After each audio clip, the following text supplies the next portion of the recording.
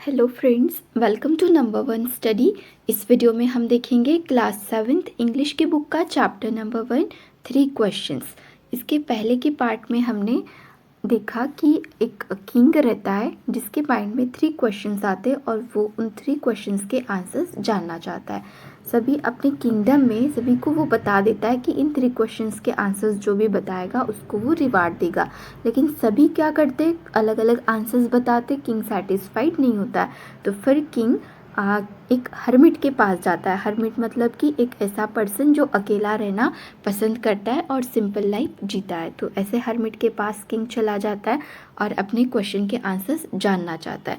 तो first part में हमने देखा कि किंग बार बार हर्मिट को क्वेश्चन पूछता है, लेकिन हर्मिट जो है वो आंसर नहीं बताता है। फिर हर्मिट ने लास्ट में बोला था कि देखो पीछे से कोई आ रहा है। अब इस पार्ट में हम देखेंगे कि क्या हर्मिट किंग के क्वेश्चन के आंसर बताता है और जो दौड़ता हुआ जो पर्सन आ रहा था वो कौन है, ये हम इस वीडियो में कवर करेंगे। सो स्टार्ट करते हैं।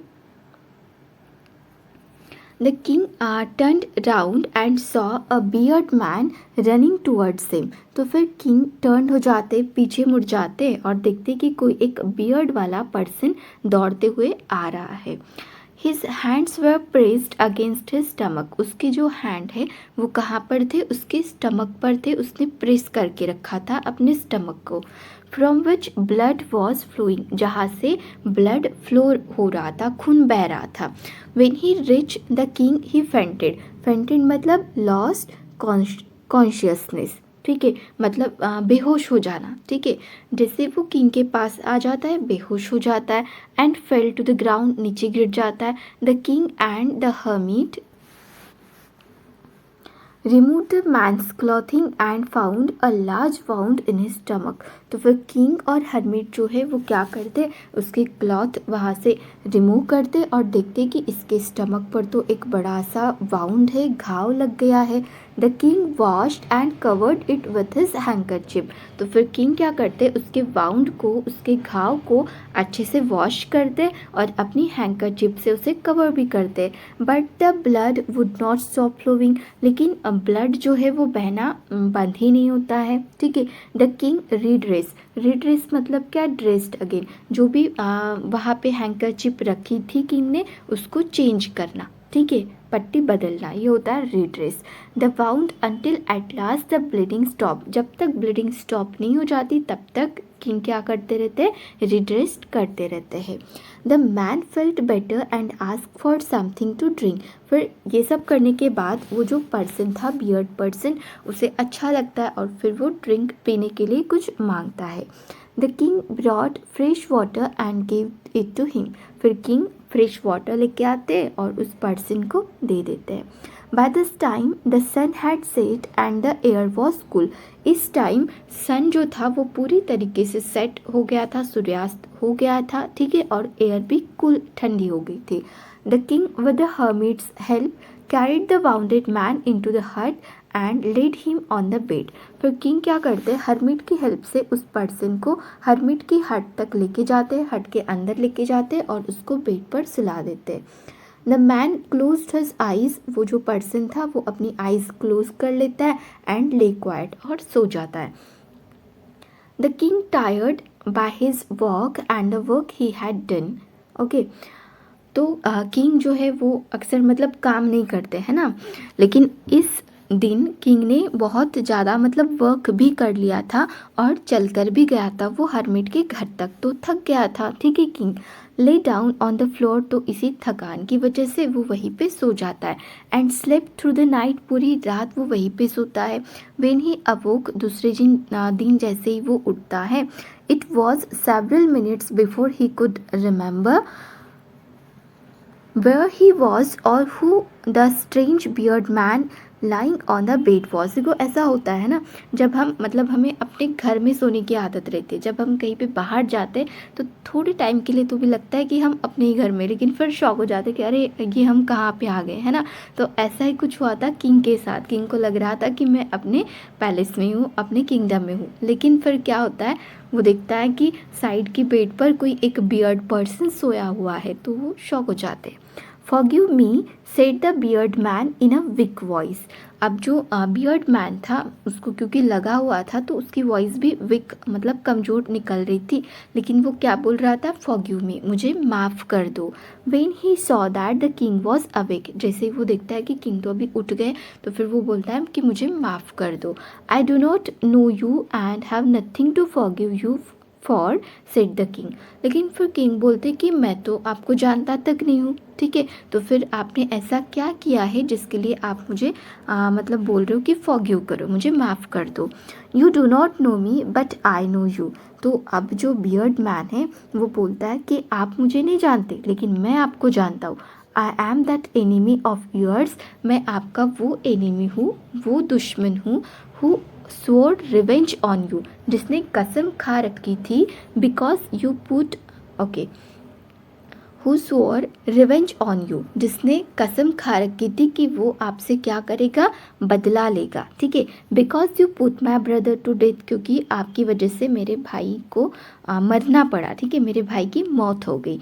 एंड सीज्ड, सीज्ड का मीनिंग क्या होता है, टुक बाय फोर्स, आपने छीना झपटी करके मेरी जो सभी प्रॉपर्टी है वो भी ले ली है, ठीक है। I knew you had gone alone to see that hermit, मुझे पता चल गया था कि आप अकेले हर्मिट को मिलने जाने वाले हो। And I made up my mind to kill you, और फिर मैंने अपना माइंड बना लिया कि किंग को आज मारना ही है।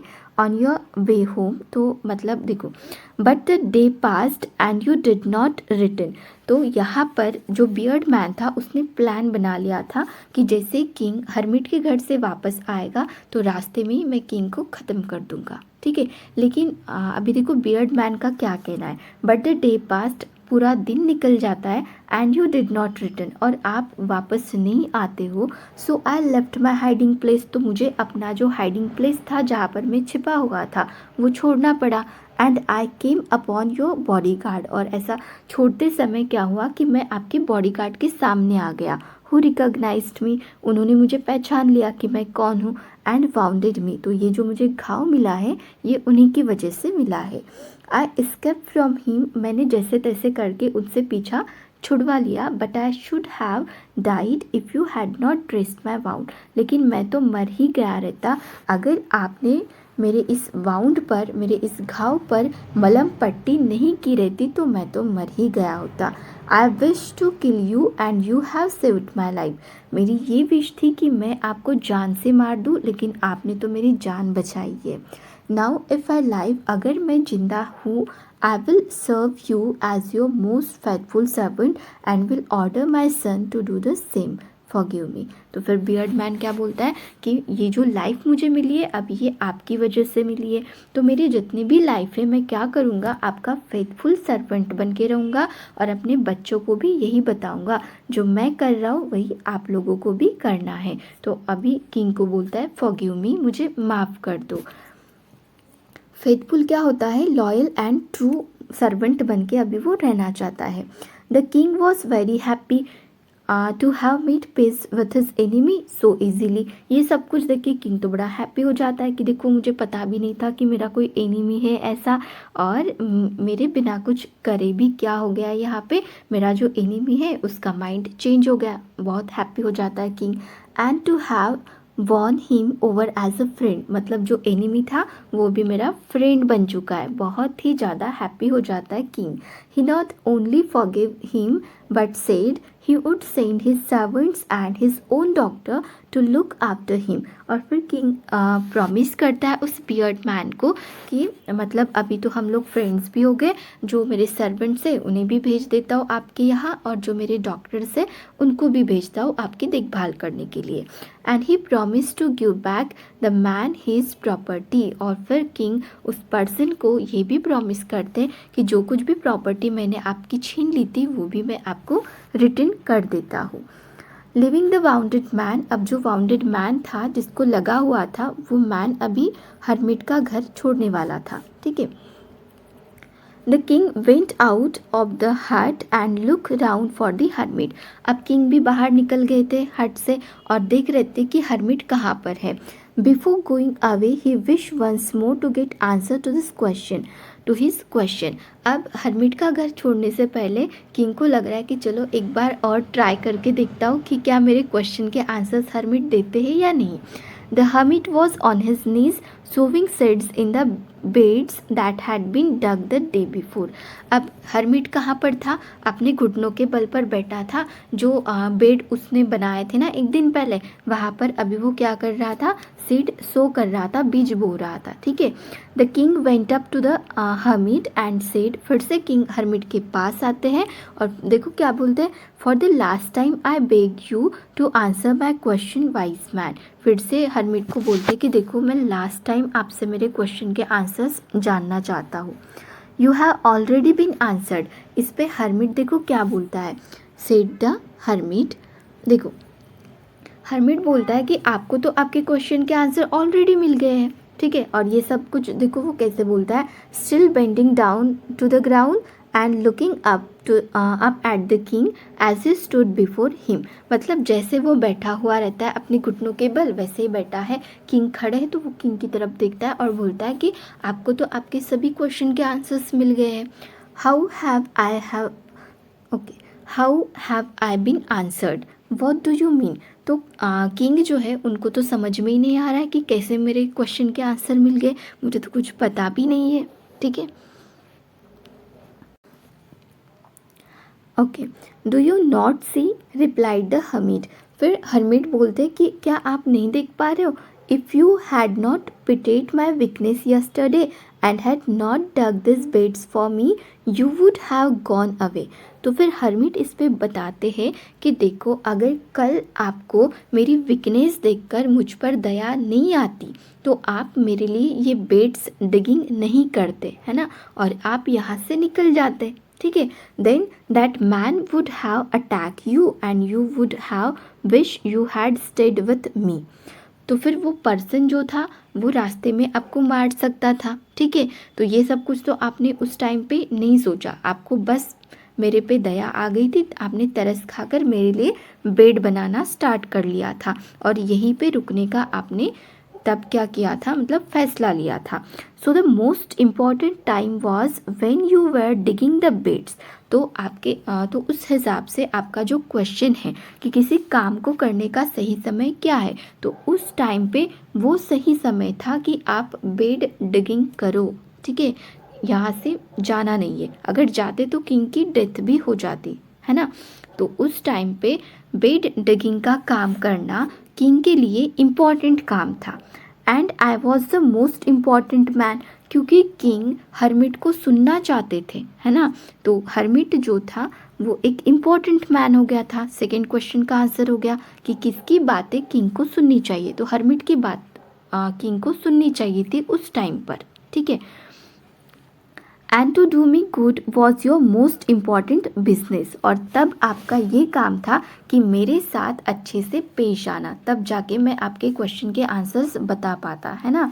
तो जो सिचुएशन थी, किंग जो थे वो हर्मिट के घर पे गए थे, तो उस टाइम पर बेड डिगिंग करना इम्पॉर्टेंट काम था, हर्मिट की बात सुनना इम्पॉर्टेंट, वो पर्सन थे जिसकी बातें किंग को सुननी चाहिए थी, और हर्मिट को अच्छा फील करवाना ये भी उनका एक इम्पॉर्टेंट काम था उस टाइम पे। ठीक है। इतना क्लियर हो गया। ये एक सिचुएशन थी। अब दूसरी सिचुएशन देखते हैं।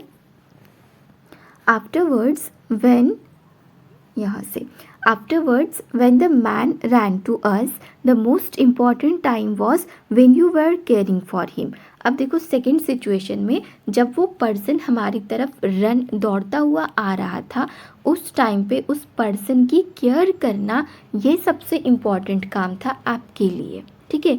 Because if you had not dressed his wound he would have died without having made peace with you. अगर आपने उसके वाउंड पर ड्रेस नहीं किया रहता तो वो पर्सन मर जाता, और क्योंकि वो पर्सन नहीं मरा है तो उसने सब कुछ आपको बता दिया, और बताने के बाद, आपके जानने के बाद आपको मतलब अच्छा फील हुआ कि देखो मेरा एनिमी जो है वो फ्रेंड में कन्वर्ट हो गया है। तो ये आप नहीं मतलब ये महसूस नहीं कर पाते आप। ठीक है। So he was the most important man. तो उस टाइम पे वो जो पर्सन था वो इम्पॉर्टेंट पर्सन था, उसकी बात सुनना आपके लिए बहुत ही इम्पॉर्टेंट थी उस टाइम पे। ठीक है। देखो दोनों क्वेश्चन के आंसर हो गए। इम्पॉर्टेंट काम क्या था, उस पर्सन की केयर करना। दूसरा क्वेश्चन था कि किसकी बात सुननी चाहिए, तो उस पर्सन की बात सुननी चाहिए थी, वो पर्सन इम्पॉर्टेंट था। And what you did for him, और आपने उसके लिए जो कुछ भी किया उस टाइम पे, was your most important business, वो आपका सबसे इम्पॉर्टेंट काम था, उसकी सेवा करना। ठीक है, तो किंग के तीनों क्वेश्चन के आंसर हरमिट ने यहाँ पे बता दिए। तो देखो, remember then there is only one time that is important, that time is now. तो सिर्फ किंग के लिए नहीं, हम सब के लिए भी, जो नाउ मतलब अब हम क्या कर रहे, कौन सा काम कर रहे, ये हमारे लिए सबसे इम्पॉर्टेंट रहता है। ठीक है, it is the most important time because it is the only time we have any power to act, क्योंकि ये वो टाइम है जिस टाइम पर हम जो काम कर रहे उसको पूरा कर सकते हैं। ठीक है, टाइम निकल जाने के बाद तो हम बात तो क्या करते हैं, हम लोग पछताते हैं ना कि मतलब उस टाइम पे मैंने वो वाला काम क्यों नहीं किया। तो now is the best time. ठीक है, नाउ जो है अभी, जो भी काम हम कर रहे हैं उसे अभी करो, ये जो टाइम है ये सही समय है। ठीक है, इस टाइम पर जो काम कर रहे हैं उसको पूरा करो। अब जो सेकंड क्वेश्चन है, the most necessary person is the person you are with at a particular moment. जो मोमेंट आपकी चल रही है, जिसमें आप जी रहे हो, आपके साथ जो भी पर्सन है वो पर्सन आपके लिए इम्पॉर्टेंट है ना। ये हम नहीं बता सकते कि वो पर्सन फ्यूचर में कभी हमें मिलेगा या नहीं मिलेगा, है ना। तो जो पर्सन हमारे साथ है वो पर्सन हमारे लिए इम्पॉर्टेंट है, उसकी बात सुनना हमारे लिए इम्पॉर्टेंट हो जाता है। ठीक है, ये सेकंड क्वेश्चन का answer. For no one knows what will happen in the future. Future में क्या होगा हम नहीं बता सकते, कोई भी नहीं बता सकता। तो जो पर्सन है उसकी बातें आप सुनो, जो आपके साथ है उस टाइम पर। And whether we will meet any one else, और फ्यूचर में क्या जो पर्सन हमें आज मिला है, ऐसा ज़रूरी नहीं है कि फ्यूचर में वो पर्सन फिर से मिलेगा, हो सकता है कि वो आपकी लास्ट मीट हो। तो उस पर्सन से अच्छे से बात करो, उसकी बातें अच्छे से सुन लो, वो पर्सन आपके लिए इम्पॉर्टेंट है। The most important business is to do that person good, और उस टाइम पे आपका ये मतलब इम्पॉर्टेंट काम, ठीक है, क्या होता है कि उस पर्सन के साथ अच्छे से पेश आओ। ठीक है, मतलब वो पर्सन कैसा भी हो फिर, ठीक है, बुरा हो अच्छा हो, आपका काम क्या है कि उसके साथ अच्छे से आपको बिहेव करना है, उसको अच्छा फील करवाना है। Because we were sent into this world for that purpose alone. तो ये एक ही तो पर्पज़ है, हमें इस वर्ल्ड में भेजा गया है कि दूसरों के साथ, वो कितना भी हमारे साथ बुरा करे, बुरा सोचे, हमें उनके साथ अच्छा ही करना है। ठीक है, तो जो किंग के 3 क्वेश्चन थे कि सही समय क्या होता है किसी काम को करने का, उसका आंसर क्या है, नाउ, अभी करो, अभी ये जो समय है ये सही समय है। और किसकी बातें सुननी चाहिए, सेकंड क्वेश्चन था। तो जो पर्सन हमारे साथ इस टाइम पर है अभी प्रेजेंट, उनकी बातें सुनना हमारे लिए इम्पॉर्टेंट रहता है।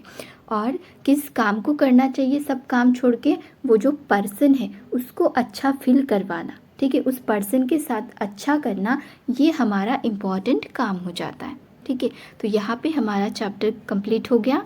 अगर वीडियो अच्छा लगा हो तो वीडियो को लाइक, अपने फ्रेंड्स के साथ शेयर कीजिए और चैनल को सब्सक्राइब कीजिए। Thank you.